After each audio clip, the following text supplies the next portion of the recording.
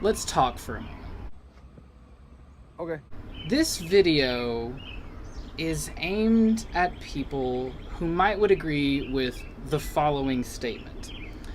You know, I think what happened to George Floyd is a tragedy. I agree with that. But I don't think the protesters should be looting and breaking things. That's because they shouldn't be. I mean, sure, the cops went a little overboard, but a few bad cops doesn't mean like the police are bad. They just have some bad apples. When you say that all cops are bad, then you might as well say all white people are bad or all black people are bad. Right, there's a few bad ones, but the majority of people are good people. I mean, honestly, I don't even really see color. People are just people. And when it comes right down to it, all lives matter. That's because all lives do matter. Not just black lives, not just white lives, but all lives. If you agreed with some portion of that or all of it, this video is for you. We're all different colors, and with those different skin colors comes some really awesome cultural differences that are absolutely okay and really cool. Like, you don't have to pretend a black person's not black to recognize how awesome they are.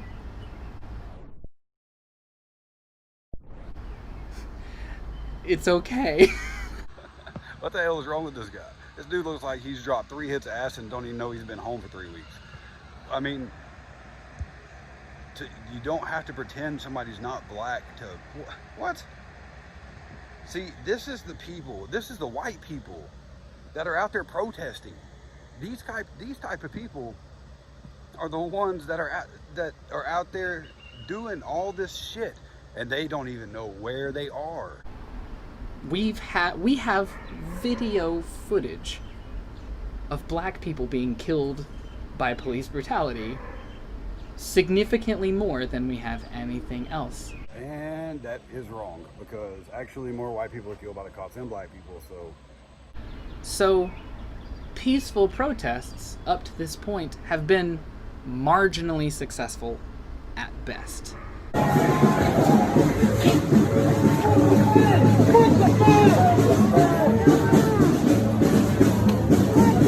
Looting and breaking things only damages things.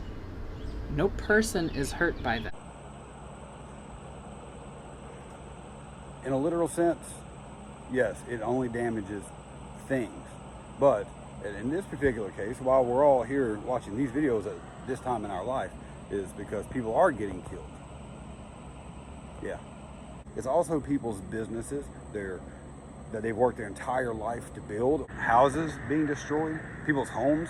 There's pretty much whole cities right now that there's businesses gone, homes gone, schools gone. How can you say that it only damages things? It changes life for lots and lots of people. I've seen where people talk about small businesses and how those get hurt.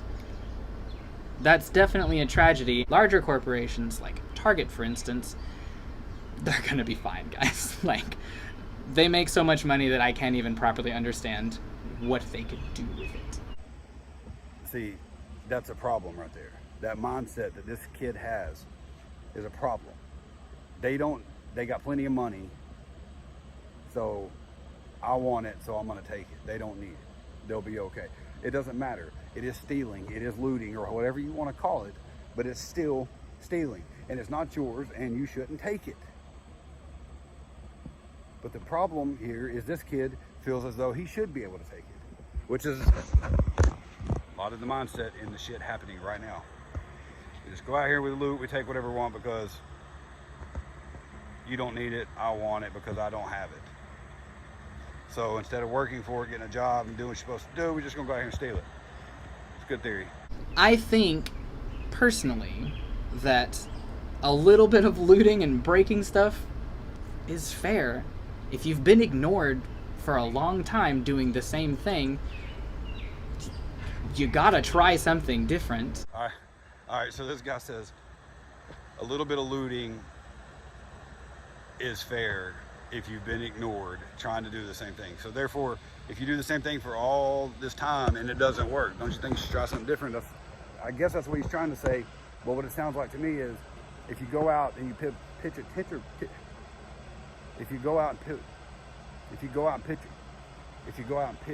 tantrum, you get your way. So what it all boils down to is that these kids didn't have their ass whooped enough when they were younger. Because I know better than to do what they're doing. Probably most of y'all do too. Imagine for a moment if I saw a kindergartner, a 5-year-old, throwing a fit, flailing about on the ground or whatever, making a scene, really, really causing some problems. It would be a ridiculous show of force for me to come up to that kindergartner and punch them in the face or kick them, because they're, first of all, not even hurting anybody, and second of all, they're 5. They're small. There's only so much harm they're capable of doing. What did he say? 5 can't do much harm because they're 5? Yeah, he don't have kids. No. Let's say that same kindergartner goes from flailing on the ground over there to running at me and starts trying to physically hurt me, throwing hands, trying to punch me, trying to kick me. It would still be an excessive show of force for me to punch that kindergartner in the face, because I am bigger, I am stronger. You're a big, strong boy. I bet Mommy and Daddy's so proud of you. What? You're talking about a 5-year-old. Well, I'll tell you this much, bud. You better be worrying about that 5-year-old that's throwing hands, because you aren't going to be able to defend yourself. So, with that being said, I'm not going to watch the rest of this video, especially since there's a grown-ass man referring to a 5-year-old as throwing hands. What he's trying to do here, he's trying to use this as a comparison. I'll go ahead and tell you that he's using him punching a 5-year-old as a comparison to looters and rioters, that the police are too excessive, and that's the same thing as if he punched a 5-year-old, it's the same thing as if the police punished the looters and rioters. Yeah, so mind-blowing, huh? People like this guy, all you Black Lives Matter people, you don't want these kind of people on your side. Trust me, that ain't somebody that you want on your side. So craziness, man, the way these people think. Anyway, I'll let you guys later.